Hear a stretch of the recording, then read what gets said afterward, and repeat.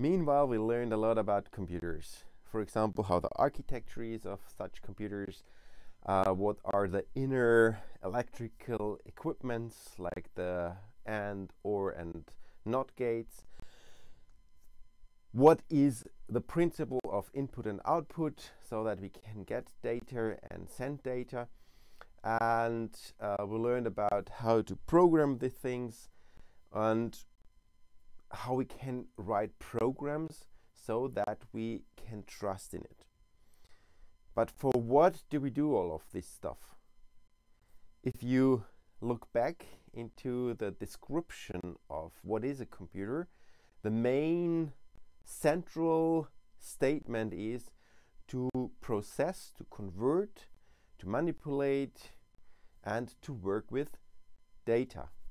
And therefore, next very important step is to work with data. And there are different other things like how to store data effectively and how to process data. Processing means the algorithmic behind, and how to work with different formats. So let's start with the first things.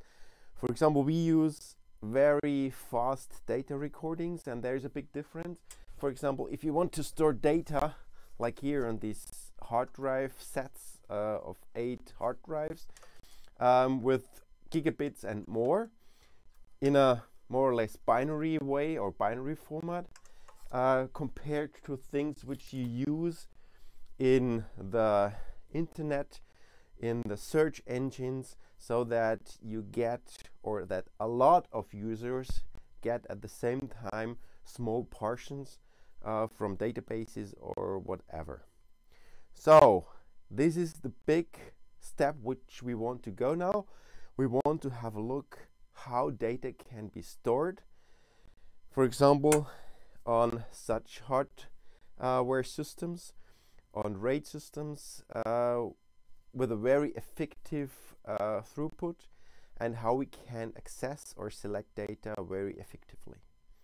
So please follow to the next lesson about data organization.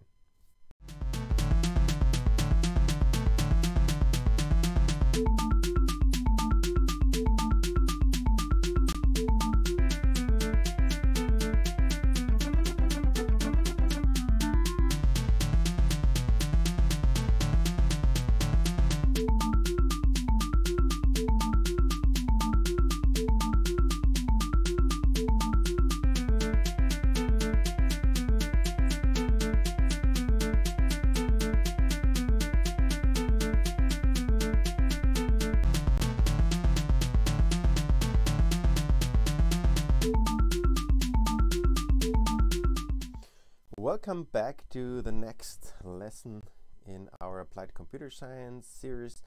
Today we want to talk about data or data organization.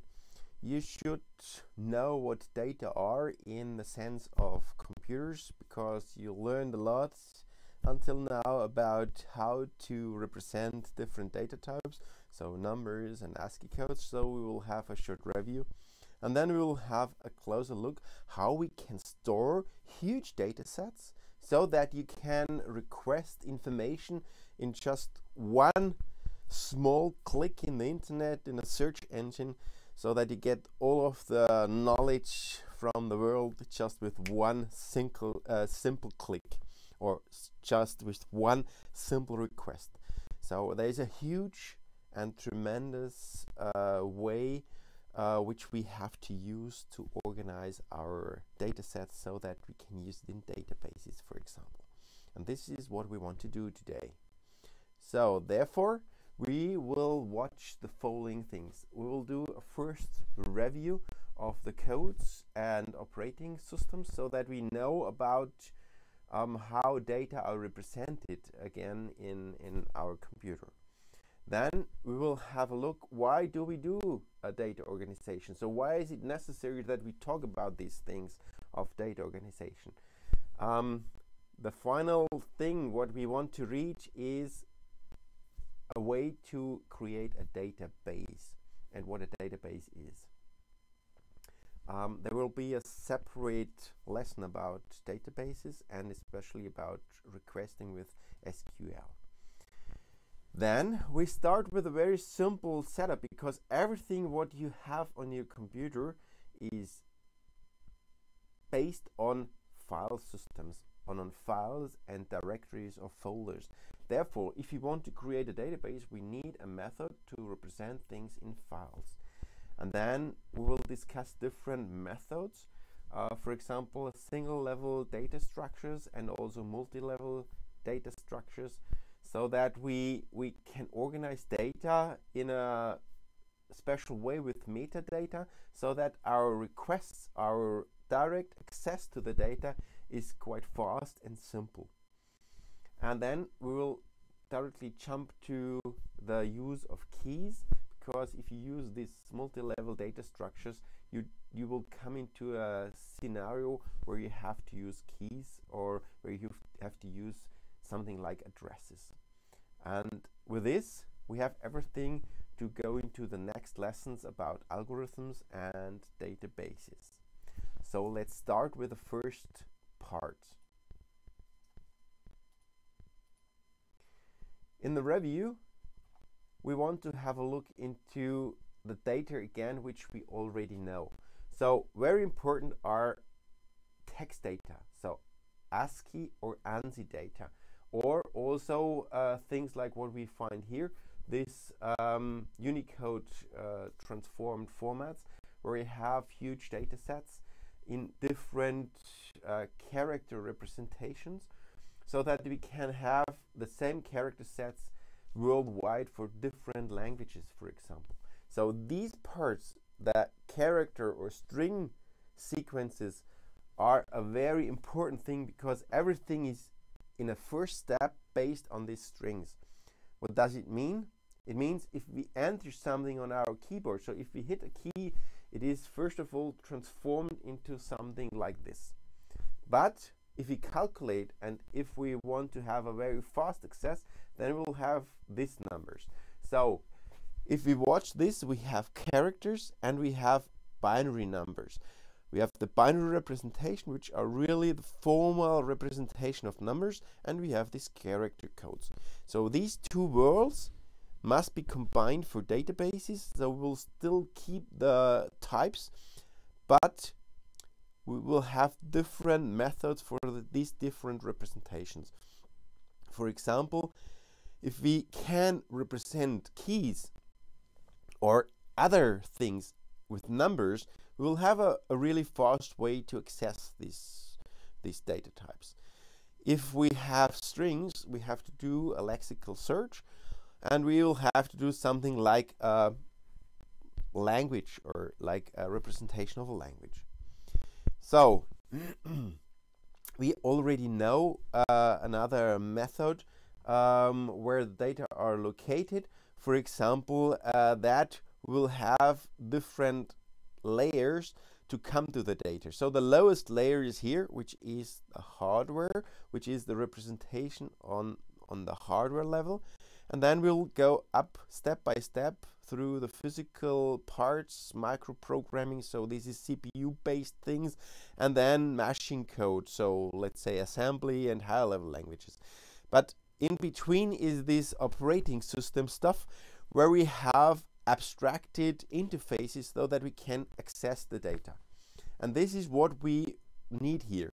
So we don't directly work on these things, we need these interfaces, but we have to know how the physical data sets are. So if we want to optimize the access or the throughput through a database, we have to also optimize these physical parts. For example, we have to optimize the number of write-throughs, so how often we directly write onto an external device, or how often we, for example, store it in a separate memory, so that we cache it first and then write it in blocks, so that we can fill the blocks which directly fit to the blocks of the organization here on the physical devices. And therefore we have to know a little bit more about all of these steps here, and if we optimize everything, then we will have a very, very efficient system. let's go to the next parts here. For example, to the organization of the data for databases. So therefore, we'll come to this. We'll go to the next step. Why do we do all of this stuff? With a sense of the future in databases.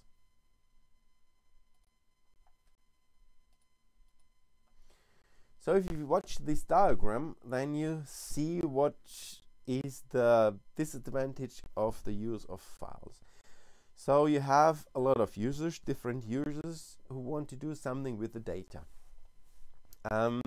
This means you have also a lot of different applications, and here you have the combination that some users use different applications, some users use the same application, and then the different applications go directly to the different data sets on the files, and therefore you have to organize a way to access the files with access rights, which is based on operating systems, but also if there are updates, so that you have something like non-interruptible update scenarios if different users request different data and also change different data. And this is a real problem if you have different applications, different users, and if they are also distributed maybe over the whole world, then you have this problem. So you have to request what happens in a multi-user system during shared accesses. So each user must know the complete structure of the file systems. How can I keep the data stock over years in a integer way, so that everything, all changes, all realizations, all adaptations are really trustable? And how can I deal with these parallel accesses? So we have to find a special mechanism, and this special mechanism is called a database. So what is a database? A database in principle is the following. You have a database management system. So this is the software or the organization of the methods to access the data. So for example, to create new data, to select special data, all of these things. Then you need the data. So you need the different data which are stored in files in a special way, so that this database management system can them access quite fast and easy. And then you need something which is very, very important. So it is this layer here, so this separation, and this is a standardized interface to this database system. So these three things: an interface, the data stock itself, and also here the database management system. This combination of these three elements, a data stock, a data administration, and an access interface, are combined to a database. And this is what you mean. So for example, that the different users can access this data with different applications, because they only see this interface and they do not directly access the data. And the database management system organizes the caching of the data, the selecting of the data, the throughput, the write through, all of these things, which combines the methods in the lower level physical parts. So which requirements do we have to such a gray block here? So let's have a look into the requirements. We want to collect data which are logically dependent. So it does not make sense to combine personal data with data from the selling of goods or something like that. There will be some connection points, but the data itself are independent or not so logically dependent as if we are just have employees, for example, and students, because both are for example, persons and personal data. And then we have a special realization or generalization of the different data sets. Then we want to reduce the storage of redundant data. So we don't want to have data or the same data, exactly the same data on different positions. Because if we want to do automated updates, or if we want to do updates, we have to search all of these positions. And if you forget this, or if we forget one of these, then the data will be inconsistent. And what does it mean? For example, also interrupts of the updating process might lead to an inconsistent set of data. Then we want, of course, search, select, and change data. Search and select is one block. If you work with databases, then the selecting mechanism is very important, and selecting always is a combination of direct access with keys and of searching, for example, with a lexical search or with special mechanisms. And we want to change very, let's say, complex structures with a very efficient access time and a very efficient memory use. We want to be, in best case, independent from the physical structure. So it doesn't matter how the data look like. We want to bring it in a very standardized way so that we can access it in the same style. We don't want to know how the database system internally stores the data. We want to access it in a very standardized way. And of course, we have to think about the security and access protection. So if you think about data about employees or data about medical information, then you know these things are really, really protected. So nobody else than the really allowed persons should have access to that. Therefore, we need authentication and we need authorization on maybe also individual single data sets. So these blocks are quite important if we also combine it with an integrity and correctness of the data, because it does not make sense if you have restricted access, but if the data which you request are not really trustable. So the data must be integer and they must be correct in a sense that they are not wrong.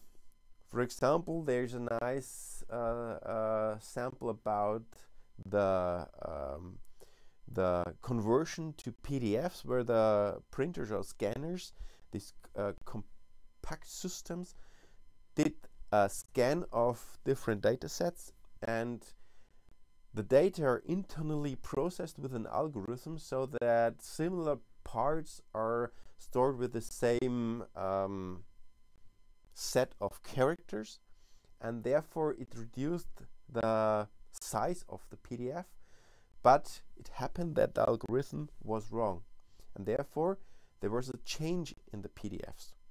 And this is a real dramatic thing, because the different companies deleted all of their data in the raw data. So it means they deleted they throw all of the originals away, and they had just wrong, not correct data in their computers, in their databases. And this is a real problem.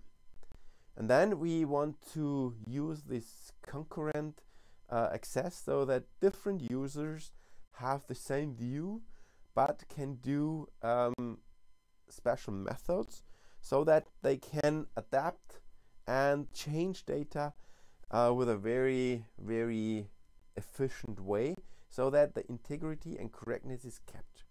And therefore, it should also be reliable and stable. We don't want a search engine that it breaks or crashes all the time when we do a simple request. And therefore, we need a very fail-safe system. So all of the database servers, the hardware itself, is a very specific setup, so that different hard drives have a different set of combinations, so that data are stored redundantly but managed by the operating system or by a special controller, so that you don't see these this redundancy. In the user view, we don't want this view of the hardware, we just want to see the high-level parts. And we want to administrate and check the system states so that we know how is our volume on the hard drives or on the database, and how is the user statistics, so that we access the data in a specific way. How often do we access it, and where can we do improvements? Having these requirements, we have directly take care on this concurrent access, because it is quite important that people access the data in a very specific way. And there is one thing which is already mentioned here, which is called transaction. Therefore, we have to go a little bit deeper into this. So which types of access do we have? And therefore, the first one is a so-called query. It is nothing more than requesting data or selecting data. It means it reads the data set from a dedicated database or data stock, and it follows specific conditions so that I get a subset of this data. For example, if I have the meteorological information for 10 years and I just want to know the info for today, then I can select a subset which I request with a so-called query. And then for meteorological information, I have no changes. So this means these are just reading accesses. If I have, for example, personal information, I also have to do this, what is called a mutation. Mutations are inserts, updates, or also deletes.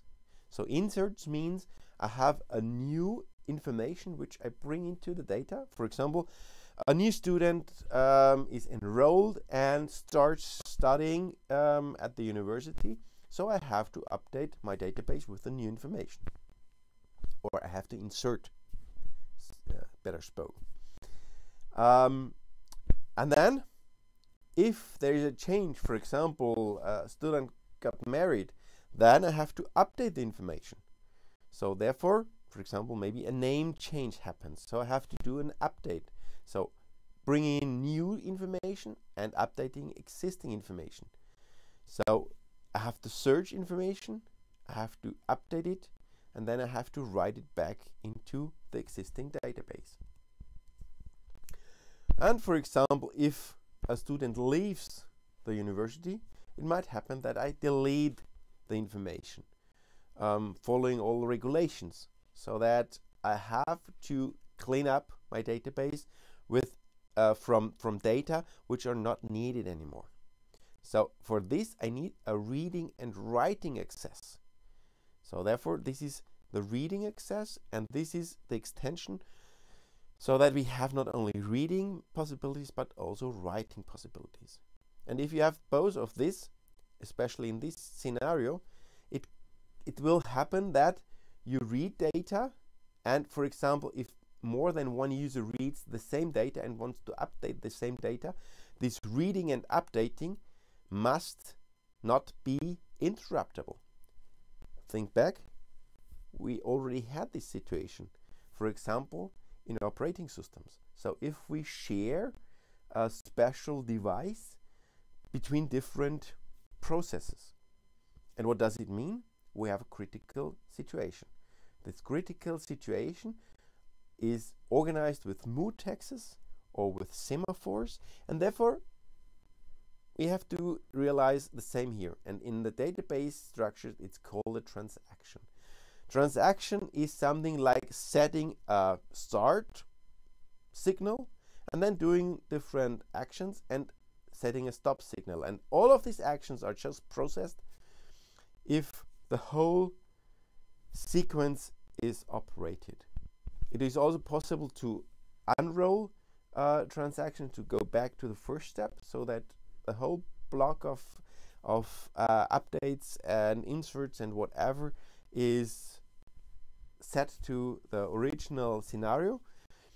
But the important thing is that this transaction is not interruptible.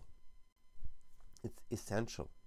So the process of a sequence of queries and mutations must keep the consistency of the database through the whole change process.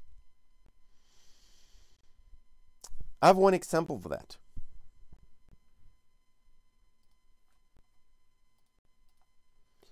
For example, if you want to buy something, so you have a customer A and a customer B, and they want to send or transfer money in a bank for a bank account, for example. So what happens? You check if the customer A has enough money on his or her account, and then you reduce this account. So there are two steps. So you have the step of checking and you have the step of updating the information. And then you have to increase the account of customer B. So what this increase is just one step, so you don't have to know, for example, the details. If you have to sum up, so you have to also request to get the final data. So therefore you have in both sides a possibility of transactions. But very important is, for example, if you buy something, for example, if the shop checks if your account has enough money, and then you buy two things on different shops and both check it if everything works, and both subtract the money for your goods, and you had not enough money for both of these goods, then you have a problem. And therefore it's called an atomic process, which can be directly compared to what we know from the critical sections. It must be processed completely, or in case of a problem, not at all. So there must be, in principle, a situation of at least once, so that you have it done, or exactly once, so that you have it done exactly once and not or not. So if this is not given, it could happen that customer A will lose money while customer B never gets it. So therefore you have an inconsistency, which means that the different data sets are not consistent to each other anymore. So this means most of the accesses in commercial databases are transactions. So you saw the increasing of the account, for example, just sending the money to the bank might be one single action. But for example, if you have to sum up the existing money with the new money, so that you have a request and then the processing of the sum, then you will have the same scenario again, that it is a set or a sequence of operations which you have to block with a transaction. It means you have a high redundancy problem if, for example, the data are located on different positions, because you have to update all of these things. So if you have highly spreaded or distributed set of data, so that the same data are located on different other positions, then you have this problem that the data must be updated everywhere, and therefore the number of actions increase, which reduces the performance. And a transaction must also work if there is an error situation. This error situation can be that, for example, something does not work, but also if, for example, a server crashes or a power failure or whatever happens. So all of these problems must be implemented or solved so that you can deal with it. And therefore we need, first of all, we don't take care too much onto the hardware realization. We want to have a higher level look onto the data, and therefore we have to think about how do we deal with this different data organizations. So we come to the basic, to the elementary organizations of data of data, sorry, in file systems.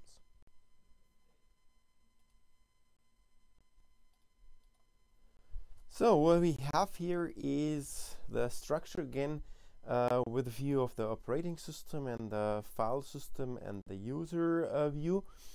So in the lower levels, you have the elementary physical blocks. This means that you have here a situation of bits. So you always read a block of bits or bytes. So for example, 4 kilobytes. And this is the physical block which you have on the hard drive. So for example, if a file or a special sequence takes 4 of these blocks, then this is occupied. Then there can be a gap and the next file or data block can be occupied and so on. So if you have a lot of these gaps, then the operating system automatically does an optimization so that you directly avoid these blocks. So this is this cleaning mechanism of the operating system. So you don't see these blocks because on the higher level you just see this here. So you see the organization with folders and the organization with files, and data are located in the files. So you have an assignment between these lower level blocks and this higher level view of names which represent folders or files, and the data are located in the files. And at the operating system level, or in this file system level of the operating system, so here at this block you have this abstract interface which gives you access to this file so that you don't have to know where the blocks or which blocks and which address you have to really access. So therefore you do nothing more than accessing the files in a way that you can create a file, you can delete a file, you can copy a file, or you can move a file. And of course you can also search file names, or you can manipulate the data in the files using special system calls so that you can read the content into the memory, you can change it and can write it back to the medium. What you have to know is that all of the searches of the file names, for example, are lexical searches. It depends on the file system. If you have a key-based or let's say address-based access, so that there is a journal behind where you directly have access to different information, or if you have to do a sequential search, a lexical sequential search, but inside of the file you always have something like a sequential search if you don't have special formats. So usual file formats which you will hear all the time are ext4 or ext3 in Linux systems, or NTFS, or in other cases FAT, which you'll find most on data sticks, things like that. You have different journaling file systems, XFS or RISA-FS or whatever, so that you have a possibility to deal also with large combinations of hard drives, so that you can recreate data if they are lost due to lost physical blocks on the hard drive. The access to the files is always the same. You need these special system calls, which are usually named with a F. So F open, F read, F get, F whatever. So F write. In MATLAB you have these functions. In C, C++ you have these functions. So what you have to do is you open a file with F open. There you can define if you want to open it for reading, for writing, for appending, for reading plus something, and so on. So that you have different possibilities with the modes, and then you can read the data. You have two different possibilities. Remember that we had, for example, binary data, and that we have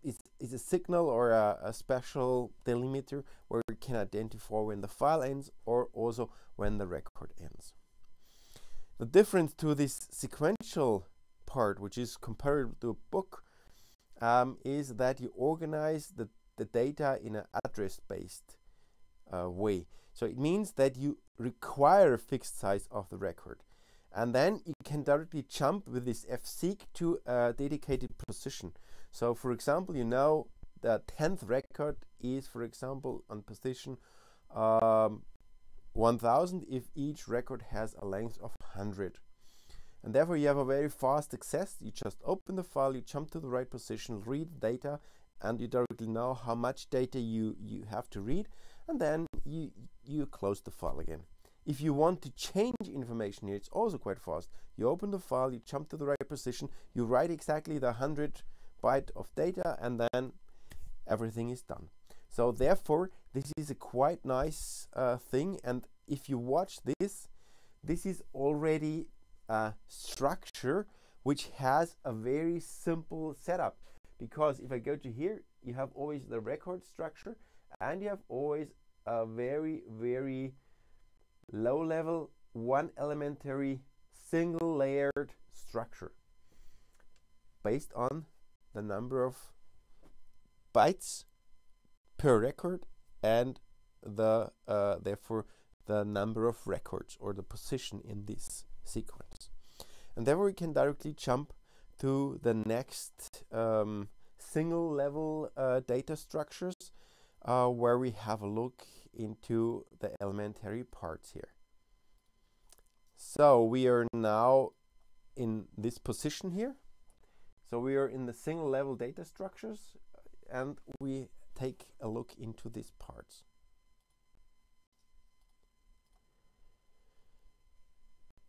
You have seen that if we do this, we always deal with addresses.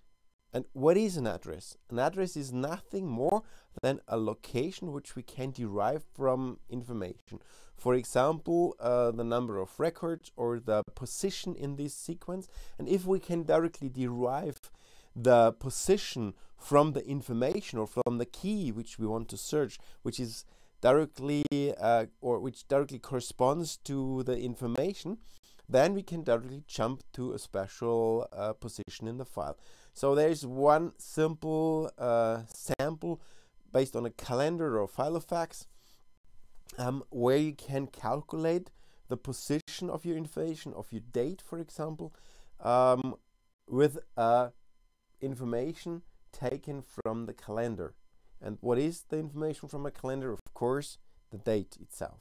So, for example, if you use the date as search key, like here, the 2nd of February, which is then day 33 in the year, then you can easily jump to this position. Because, for example, you can organize your file in the way that you have a file per year, and in each file you have records which represent one day. And in this day, you can do a sequential search, for example, or you can also organize the calendar in a lower granularity, so that you have for each hour a special block, so that this information here is not only the day but also, for example, the hour continuously in the year. But staying here, we will have this situation that we can jump on the position 33 times the block size of our record, and therefore we have this information here. So what does it mean?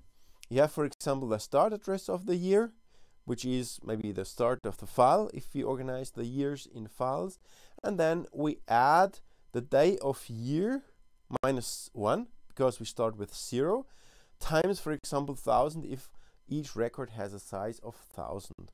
And then you have a special record length. The disadvantage here is directly visible because you lose, of course, a lot of space, because, for example, if there is no date registered for this calendar date, then you will have also still a record which is empty, so has no information, but will still keep the size of 1000. But of course it's easy. If you want to read the information of the 2nd February of the specific year, you jump to the record position or to the file position 33,000, and then you can directly read the data.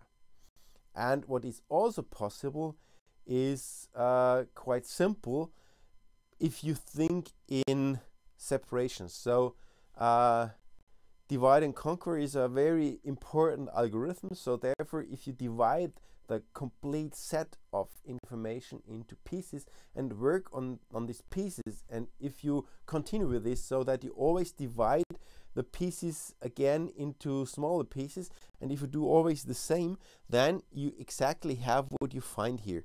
So it is called the binary search, and it is easily explained. If you have always a special set of records, and if you have an ordered set, so that you have an ordered list here, then you can easily do the following. You can always divide it into 2 pieces. If you search, for example, a specific name, Betty, then you divide the whole set of information into 2 parts. So these are our keys, and then you have to just compare it either with this or with that. So if you compare it with Paul, for example, and you do a lexical comparison, so for example, you compare B with P, and if they would be equal, then you compare the 2nd letter and so on. But here it's easy. If you compare B with P, then B is in the ASCII table and in the alphabet, because it's an ordered list again, is lower than P. Therefore, Betty must be in the block which is here in the lower block. So you can forget this block, and you just take this block and you do exactly the same again.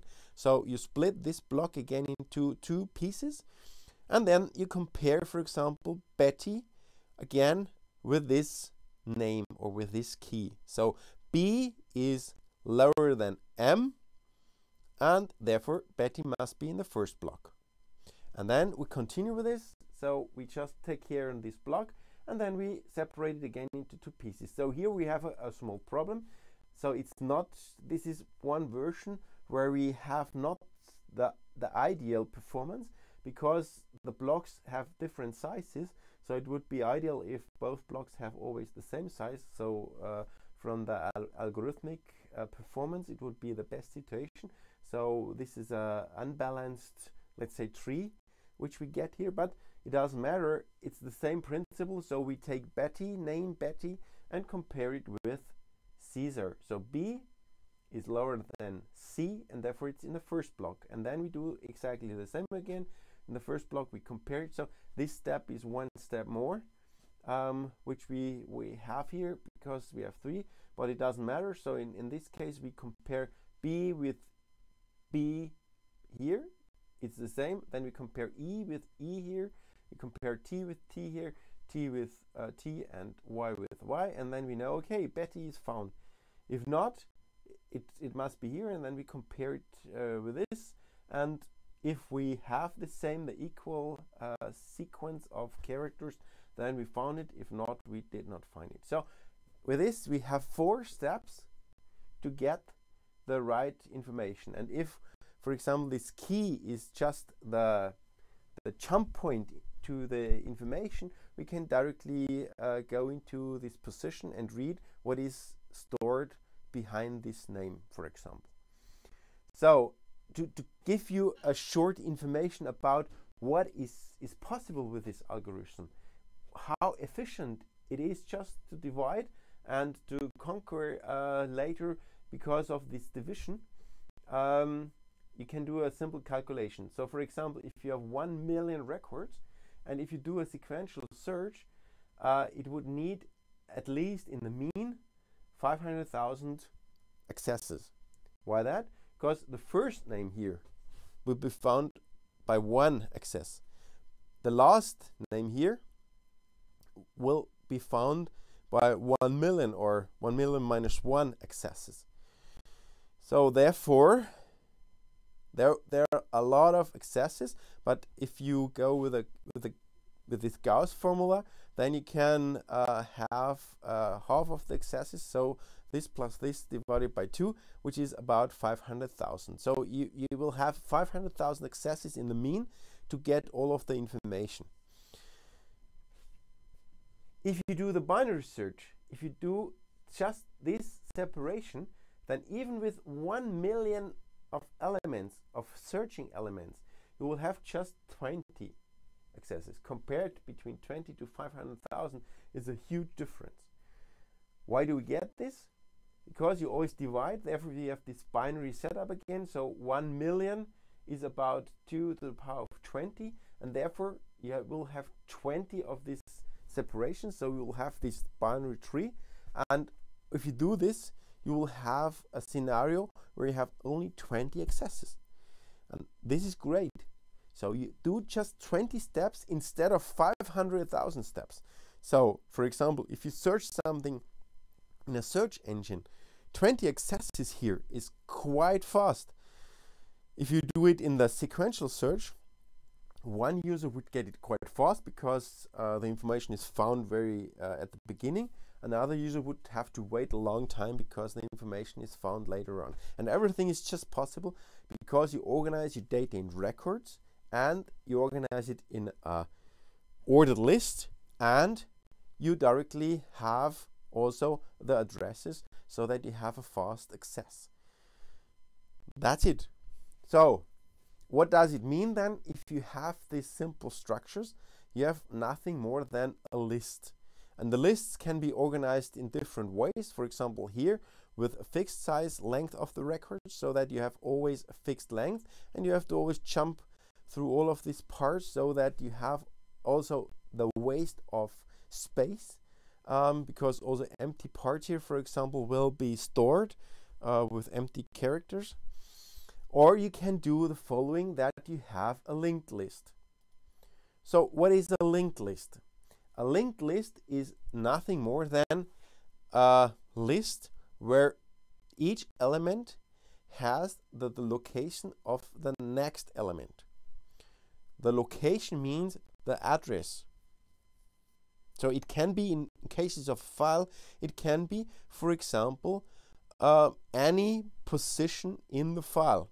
So for example, if you have 10 names already stored and you have an 11th name, so that you would have to reorganize this, it's just necessary that you reorganize the arrow or the link between the elements where the new name is in between from the order, from the alphabetic order. So it means that, for example, you have Anton, Betty, Caesar, Michaela, and so on different positions in your file, and each element knows where the successor or predecessor, it depends on how you organize your list, is located. And therefore you have to jump just to the positions of the different locations. And therefore you can also have different length of the records. Of course, it's much better if you have always the same length.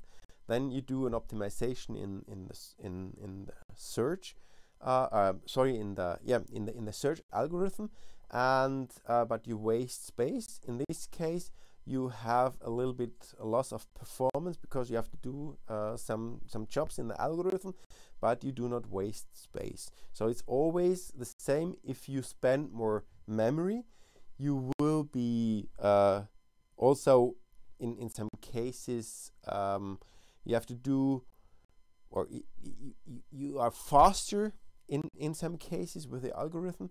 If you lose space or if you don't use space, then you're slower in your algorithm. So what does it mean if you get a new value? So let's go to the next slide so that you see what happens and which steps happens if you get a new value. So for example, what we want to do, we want to include Pauline into our existing sequence here. So what we do first is we search the position. For searching the position, we can do the binary search, and then we know, okay, it must be between Michaela and Richard. Then we take this location here, so the position in the file or the position in the memory, the address, we take this position and store it here in the information where we get the information of the following or the address of the following element. In the next step, we do a relinking here. So we delete the address of the existing element here of Michaela, and then we connect it to our new element. And therefore, in the last step, we lose this pointer here. So we lose this connection point which goes between these two elements. And therefore, we have a new order. So it's a simple inserting and deleting of records, because we can easily adapt it. And of course, for the file, it doesn't matter if this is really located in order here or if this is just appended at the end. The only difficulty is if you delete elements, because we'll get these gaps, and you know these gaps from the memory which I explained for file systems, so that you have these blocks or these gaps of different blocks where files were deleted also, so you have to do rearrangement. In databases, it's for example called auto vacuum or something like that, so that you have a rearrangement of all the files, so that you do not waste space or memory, and that you have again a very balanced situation to do the search algorithm. So which different types of our simple single level data structures do we have? In principle, we have always something like lists in any combination. So also tables are nothing more than lists, which are just two-dimensional. So in our case, we have the sequential lists. The sequential lists are just sequential arrangement of records without any order. So what is the storage type? It's of course sequential, also in the memory. The memory consumption is very low because we always have just this sequential set, so we do not waste some space. The access time is again a sequential search because we have no order, so we cannot do the binary search, things like that. So it's a real problem in this case if you have large data sets. The change possibility is adding at the end. It's the best possibility. If you change something in the list, then you have to rearrange your list, of course. And then the field of application is very universal and the complexity is simple. If you compare these to tables, then you have an address-based setup in a two-dimensional address situation, so that you have two indexes, for example. In the memory, it can also be address-based. In the memory, it's not two-dimensional, it's one dimension. But it doesn't matter, so you can easily convert these dimensions into one dimension, so that you have something like a sequential list in an ordered way. The memory consumption is very high because you will have a lot of gaps. You can compare it with Excel, where you have a lot of empty column or elements, element blocks, and you have to deal with this stuff. The access time is a direct access, and you can directly change these things, of course, so that the field of application is usually restricted to the data which can be organized in tables. So compare things which you can store in Excel. This is ideal for these table lists. So, but the complexity is still simple. So you have these simple single level data structures. And then you have these two ways of ordered lists, the linked ordered list and the normal ordered list. The normal ordered list is very similar to what you know from the sequential list. The only difference is that you have an order. So this means each change will cost more time than the search, because the sequential search can be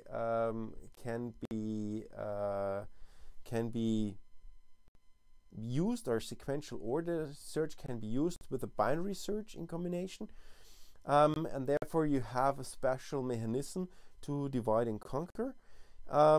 The other thing is that you have a very low memory consumption due to the non-wasted space, because you always rearrange your lists. Therefore, the change and the add will cost more time. You have always something like a write through to this data. And you have always to move the following data, therefore, so the changeability is necessary, but it's always also time consuming. The field of application is very universal. You will find this ordered list very often.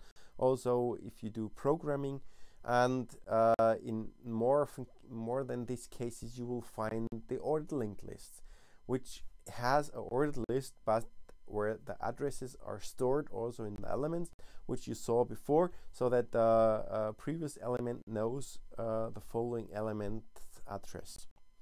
So therefore, you have a very simple level structure mechanism which helps to optimize the data sets. But it's not, let's say, ideal for all situations, especially if you have something like databases where you want to organize large data sets very effective.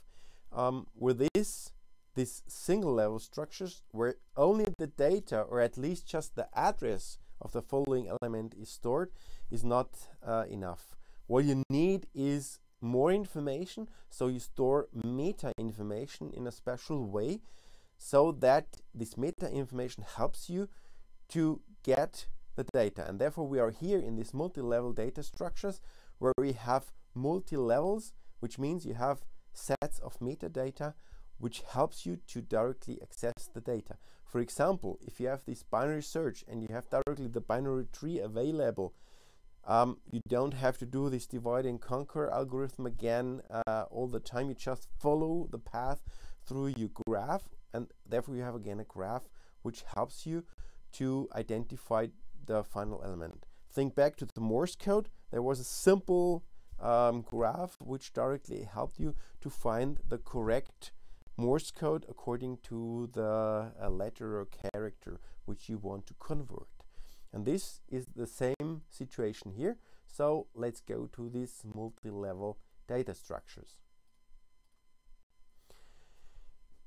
The single level data structures compared to these multi-level data structures have simple algorithms, and they have longer access times because that the changeability compared to the ordered linked lists, each change or each new element will cost more time. And therefore, if you directly organize your data with a binary tree and you store the information about the tree in so-called meta information, and you keep this meta information also in the memory, you will waste a little bit more memory because of this meta information. So you optimize with spending some memory, you optimize the data search. And the sample is here so that you can directly find or compare numbers, and you just go through the path. So you don't have to jump, for example, to this position, so you don't have to go through these elements and do the division, or this separation into two pieces. You just compare your number with this location here in this node. So again, for example, if you do this binary search, you usually separate into pieces, and usually if you have just this list, you have to find the position which is in the middle, so directly in the middle, and then you can compare it, and then you do it again and do it again and do it again. Here you just jump into the starting node, then you compare your element and you decide you go to the left or to the right, and then you do the comparison again. So if, for example, if you search the number 5, then you compare it to 8, you know you have to go to the left here, and then you compare it to 4, and you know you have to go to the right here, and then you compare it to 6, and you know you have to go to the left, and then you directly have this position. So it's not necessary that it is a binary tree, it is just necessary that you have a tree, and that this is the meta information which you need, and that you store this meta information. And what you can do now is you can set this meta information in a very, very sophisticated way. So what you have to take care is this. Let's first of all focus to this graph here. For example, if you delete data, you will lose some branches of the tree, and therefore it will be unbalanced. So therefore this search path is much longer than this search path here. So, and therefore you have different search length, and compared to the sequential search, one user or customer will have to wait longer than the other to get the information, and therefore this unbalanced tree should be avoided. Therefore, if you lose or delete a lot of data, then you have to rearrange the data in a way that you have a balanced tree again. And this is quite important for this sophisticated data set which you find here. So what do you do, for example, for a file setup? You organize again the whole information in records. Then you separate between data blocks and index blocks. The data blocks really contain the information, for example, in combination to key. This key is here the name, and then you also organize it in blocks. So if you think in blocks of the physical device, then you can directly organize these blocks in physical device blocks so that the reading is quite fast. So you directly simulate the same size of the block which is necessary for the file. So it's optimized also in this sense. And then you have here the data which are at special positions. You always find the continuous data sets if you know the starting point of the data. And the starting point is the address. And this address is managed in this index or address block. So what you do is you just write the key. So compare it to this graph which you had before. You write the key in the graph before it was the number. In here it is the name. You write the key and the address where this block starts for this name, and all of the following names are located here. So we have a ordered list here and the ordered list here. You store this name and the address in this address block. So for example, for Anton, it's data block 8. For Paul, it's data block 7. And for Tim, it's data block 9. So it doesn't matter if these data blocks are ordered. It's just important that the internal content is ordered and that you know where always the specific name starts. The search internally here can be done again with the binary search, so with this separation and then with the comparison.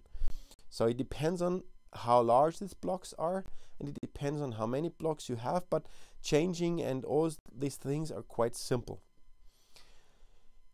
So for example, if you want to search a name again, you do the same what we know from the previous algorithms. You first of all search the name here, and then you jump to the right position and search the name here. In both ways or in both positions you can use this binary search. So let's do this, for example, for our sample Betty. So you load a block into the memory. In best case, you load all of the necessary address blocks which you find in the file. You can have different levels, so more than one level of meta information. In our case we have just one, or one layer of information, and then you jump into this ordered list. So you do the sequential or the binary search, and then you know that Betty must be in the block of Anton, because between Anton and Paul, so you compare it again, it must be lower than Paul, and therefore it must be in the block of Anton. And then you know the address. The address is block 8, and if you know that each block has a specific size, you can directly jump to the position of the block and just read the size of the block from the file. So you jump to the position and you load exactly this block. So then you load this block which contains Anton and the rest. And then if you load this block, then you can do a sequential search, or if it is an ordered list again, you can do again the binary search. So quite fast access, and it is easy then to get Betty. So with a few steps, with very few steps, because you reduce now the number of separations or binary splitting, because you have the information already here with one access. So for large data sets it's much more effective. For smaller data sets it's not so effective, but if you have large data sets it's really quite fast. You have this organization and you split your binary search again into a sequence which can be found in the as a path through a tree, and you don't have to go through all of the information to get the right position. So let's go to the changing of information. So for example, if you want to change Betty so that you delete Betty, so that Betty should be deleted from this sequence, what you do is you search it, then you read exactly the same block. So if I jump to here, so you read the same block, you find Betty, then you do the deleting of this found name, and then you store it back. So because the blocks are always the same size, you don't have to take care of this. You just take the block, which is a copy in the memory, and you bring it back to the location in the file. You don't waste too much space because it's only the view of these blocks, so you just you waste space in the block, but the rest is really nice ordered, and you can do always sequentially a setup. So if a block is created once, you never have to delete it anymore, only if the block is empty, and then you have to do this rearrangement, or you use this space later on if you need it. So you can keep it, and if you need it later you can take it again. Important is, for example, if you add things, that you keep this structure so that the fill state is always well distributed. It's not so ideal if one block is completely filled and the other block is empty or almost empty, because then you have this again that the search tree is unbalanced. But let's have another sample again, which is the changing of information. So for example, if you want to add an additional name, we want to write Otto, for example, into our database. So what do? We search, of course, first the position of Otto. So we go through this sequence here and search that we know O must be for OPQ, so O must be for Paul. It must be in the block of Anton. Then we read exactly this block. So we read this block, and then we do again a search where it must be located with a binary search, and we know it must be after Caesar. So we add this and then we write it back. And here we have now the situation that one block is completely filled while others are not completely filled. And here we have to do this, what I explained before, that we have to create a nice balance again. So what do? We take the original block and split it into two pieces. So let's do this, and you see this. In this case, for example, another name should be added, Norbert. So we search the position, and it's exactly in this block of Otto, so that the block is full and we cannot bring Norbert anymore into this block. And therefore we do this splitting so that, for example, we create a new block with Anton, Betty and Caesar, and we create another block with Norbert and Otto. The first block can be stored at the same position where we originally had the full block Anton, Betty, Caesar, Otto, and the other new block can be stored at the end of the file, and then we add it as new block to the block of addresses, to this index block. So therefore it's quite simple, and it's a quite nice tool to improve the access speed. In the practical use, it was always helpful if the blocks are just filled with 70 or 80% of data, so that the tree is always nicely balanced. So it's not only necessary, for example, if you have a new name which does not fit anymore into already existing block, it's also necessary if you reach 70 or 80% of the block size, that you do this splitting, for example. And as I already mentioned, it's not only possible that you have one level or layer of indexes, you can also have different layers, so that you really create a tree, so that you create this tree which helps you to just very fastly follow through decisions according to a path through the graph.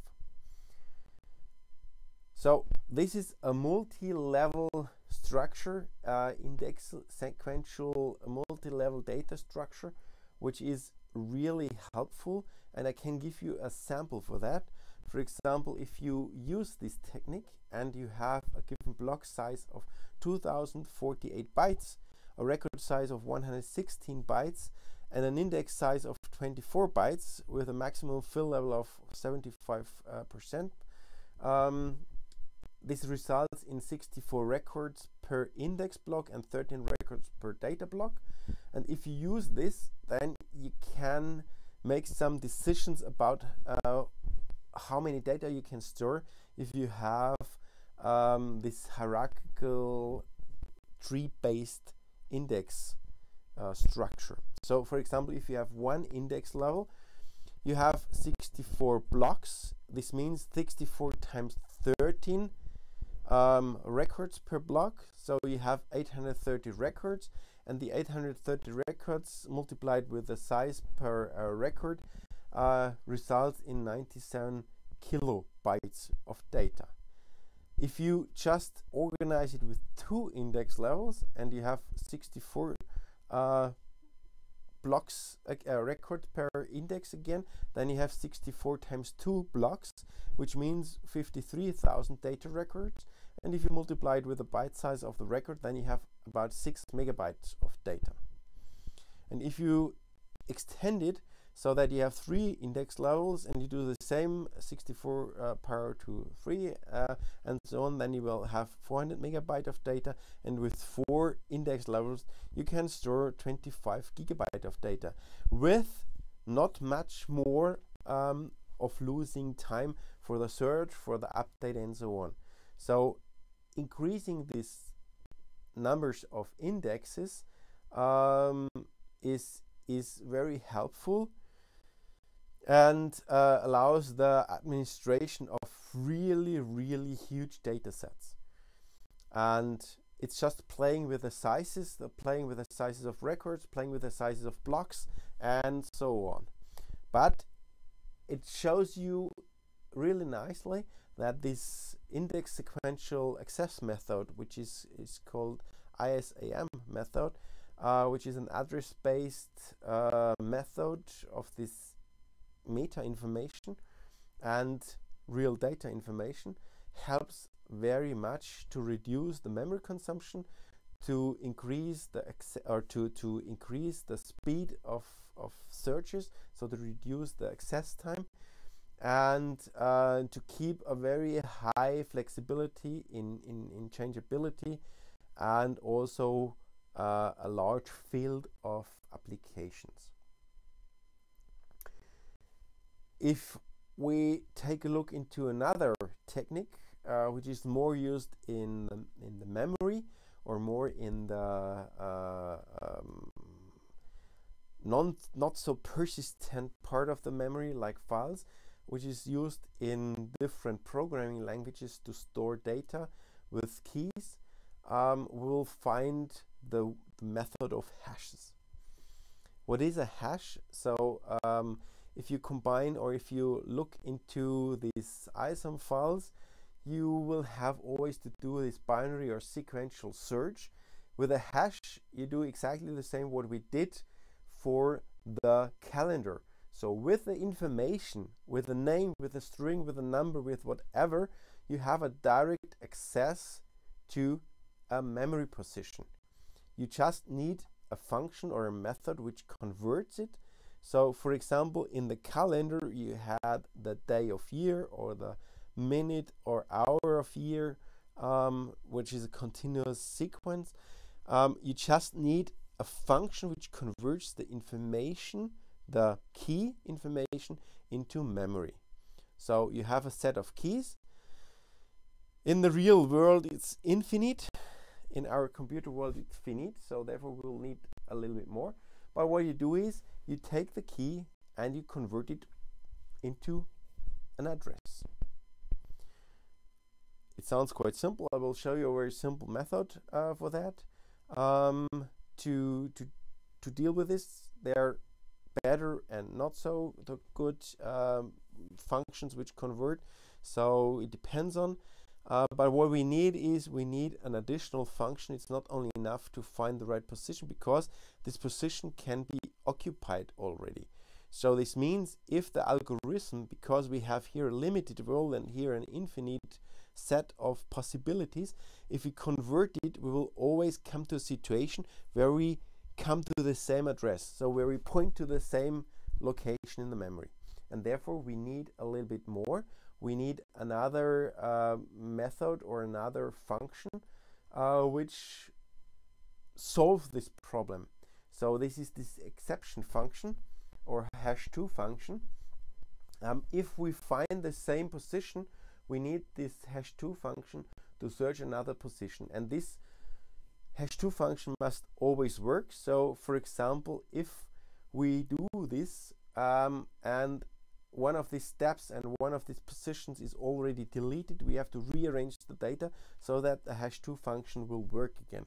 So it just searches the next possibility according to a special mechanism.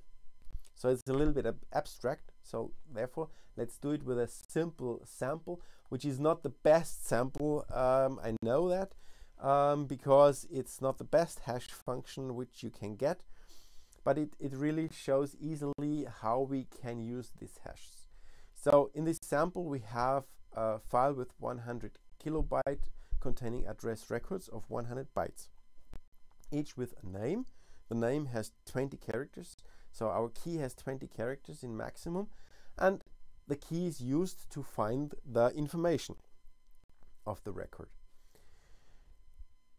We have here 1000 records in our limited hash world, where we can have any, let's say, key which we can imagine. So for example, for a #1 or first hash function, we can have the following set. We can convert the characters according to the ASCII table into numbers, and then we can sum up the numbers so that we get a sum of all of the character representations, and then we have to divide it in a modulo division by 1000, because we can store 1000 records, and this will result in a position of these 1000 records. So we adapt it or assign it to a position, or convert it to a position which lies in between of 0 and 1000. And then we multiply it with 100, because we know that each record has 100 elements. And then we will get the address where our information is stored.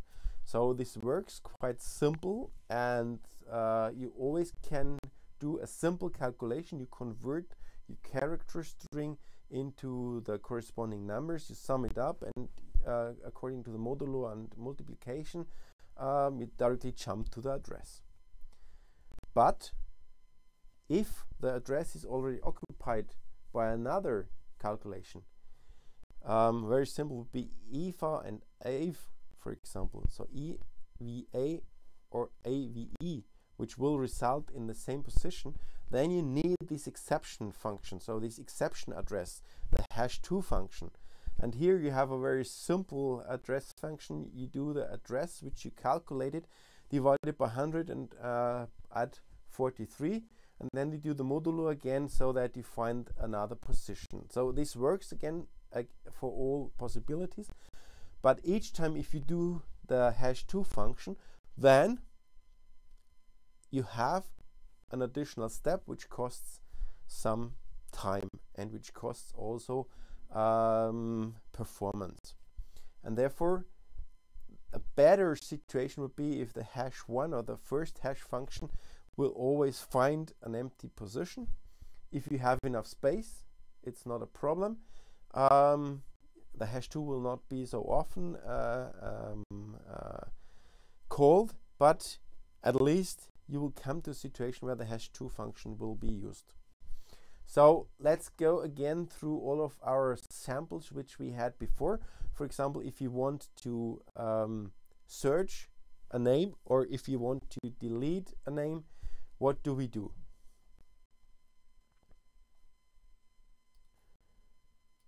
So in principle, we always convert the name Betty into the address. So we will get this address, and then we compare the key which is stored there, if it is already the key here. If it is already the key, then we found the name. If it is not the key, then we have to do the hash2. And we have to do the hash2 as long as we did not find the name, or as long as the record is empty. So if it is empty, then we know Betty is not yet stored in our database. So you see, this costs time, and also the comparison. So it's if you have to compare this, it's always time consuming. If you want to delete, you do exactly the same steps and you delete this. You don't have to take care on this, as long as, for example, this hash2 function can deal with this deleting. If it is a very simple hash2, you have to rearrange your information, and this costs time again. If you want to update information, it's also quite simple. Again, you do the address calculation. If it is already at the location, you can update the information. If it is not there, you just continue, and as long as you found it. And therefore, you're quite fast in access, but if you have fixed size records, you spend some extra space, and you will have to deal with this let's say hash2 mechanisms. So you have to spend specific memory size, and you have to deal with all of these exceptions and things like that. But it is a very, very flexible structure. You have to keep in mind that you spend memory or additional memory to improve this search, and therefore there's a nice calculation which I've found. For example, if 50% of the possible real memory in the limited world of your computer is filled, it means that between 20 and 40%, depends on the size of the records and so on, of the hash function use lead into a collision, so that the hash2 must be called. So 80% fill state costs 5 attempts for over 80% of accesses in mean. So this means you have to take care that a maximum use of 40 to 60% of the memory is given, so that you can easily deal with this hash function. And you have to use a very well developed hash function. But you will spend memory, additional memory for large data sets, and you have to fix this memory at the beginning. So you can do some adaptations, of course, or some let's say assumptions, but in principle you have to always deal with the situation of the existing memory. But nevertheless, these two structures, the file systems or the ESAM file structures, and also these hash functions, are very, very often used. So you find this also in a lot of programming languages, so that you have this directly address-based mechanism available. It is, let's say, satisfying for most data volumes, has a direct access, so therefore the access is very fast. You can easily change where, for example, deleting or other things are a little bit more complex. It depends on the effectivity of the hash functions, things like that, because of course if you do a rearrangement, it's always a problem. The complexity is very high because you have to deal with all of these structures, but you have a really fast method to request data. Compared to the calendar, it's just you take the date, you convert it, and you directly get the information which is stored there. So finally, you have always heard about keys. So all of our names here, Betty, Otto, Norbert, whatever, were used as a jump point into our data. So for example, according to or directly related to Betty, you will find then the information about Betty, or directly behind Norbert, behind this key Norbert, you will find the information. And therefore you will always have heard about keys. And finally, I want to go to these keys again, because these things are essential for the databases, for the organization of data. So what is a key? In principle, you know, it's a unique identifier. So a key is only allowed to be unique in one table. And what you can do is you just have a key which identifies data. So if you want to search for data, then you have to do a sequential search again. So again, for example, here, if you have car registrations, and if you know the car registration, it's easy to find this information.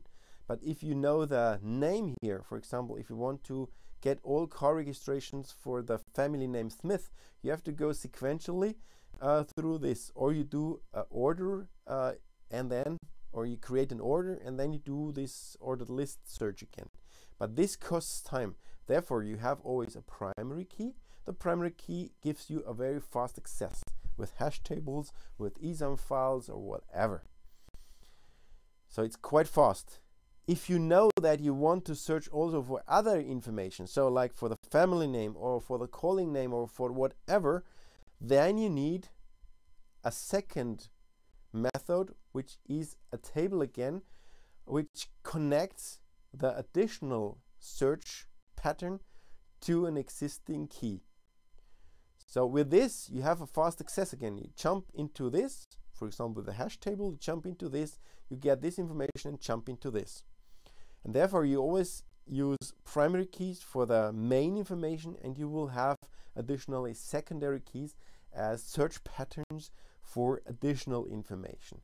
And therefore, you have primary and secondary keys, and in databases, it's quite important how you organize it. And this is the architecture of a database. An architect of a database will think about these structures and will directly optimize the set of tables so that you have these possibilities of search mechanisms.